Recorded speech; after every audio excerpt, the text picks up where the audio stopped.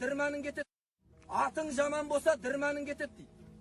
Қатының жаман болса, қонағың кетеді deydi. Балаң жаман болса, жиғаның кетеді deydi. Өзің жаман болсаң, не кетеді deydi? İmanın кетеді. Біздің бабаларымыздан сөз артылған ба? Бізге бір жаңа қоғам құру емес, бізге бір жаңадан бір салт, қазақтың салтын құрудың қажеті жоқ. Тек қана бабаларымыздың салтын жаңғыртсақ болды. Өткен аталарымыз бен апаларымыздың еңбектерін халыққа жариялап отыратын болсақ, үлкені бар, кішісі бар. Сонда Құда қаласа бізден жаман ұрпақ шықпайды. Жаман ұрпақ шықпайды Құда қаласа. Енді мына біздің ауылда мен барлық жерде айтып жатырмын. Бір әшейін мысал айтып жатырмын. Барлық ауылда жақсы әйелдер де, жақсы еркектер де бар, Құдайға шүкір. Ауылын жарқыратып отыр ғой, мешіттерін жарқыратып отыр, көшесін жарқыратып жатыр. Балалар несін істеп беріп жатыр, әйтеуір. Мынау Чечняда, Чечняның қасында тағы соған жақын, Дағыстандардың бәр балдардың бәрі спортсмен. Біздікілердің көбісі спортсмен ғой. Темекі шегеді. Бұл темекі шегу деген бір өте бір ұлағаттылықты білдіре ма, білмеймін енді. Бол толғандықты білдіре ма, темекі шегу. Көшеде бүйтіп тұрушы бір нені білдіреді өзі бұл? Көргенді, тәрбиелі, атасына бір рахмет айтсақ нәрсе ма ол? Оларда қарасаң балдардың бәрі спортсмен. Сөйтсек Шешенстан мен Дағыстанда болғандар бар шығар. Мәшіне алып сатып жүргенде көрген шығар.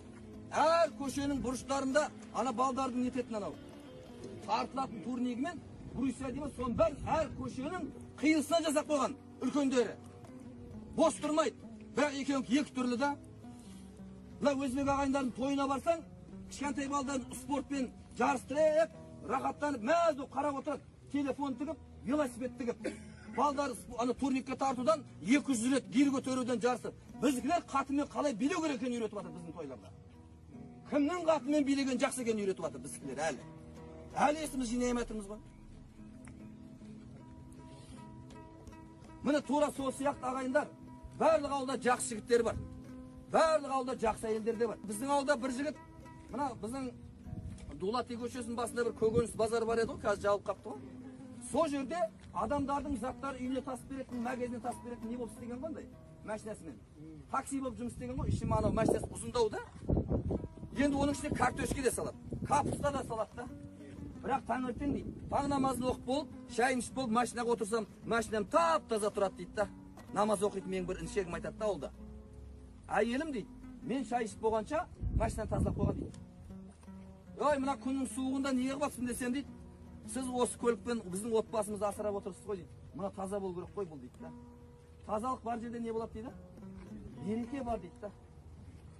Міне осындай жастар өсіп келе жатыр ағайындар. Соған кішкене мынау жас үлкендер де, жас үлкен дегенім 40-тан асқандар.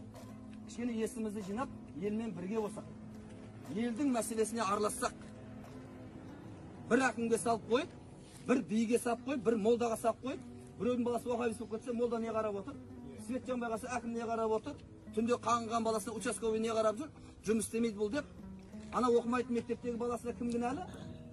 Рахат әйтеуір кінәлі адамдар жетеді, бірақ мен кінәлі емеспін, Құдайға шүкір, менде кінә жоқ. Кінәлі анаңар, анау.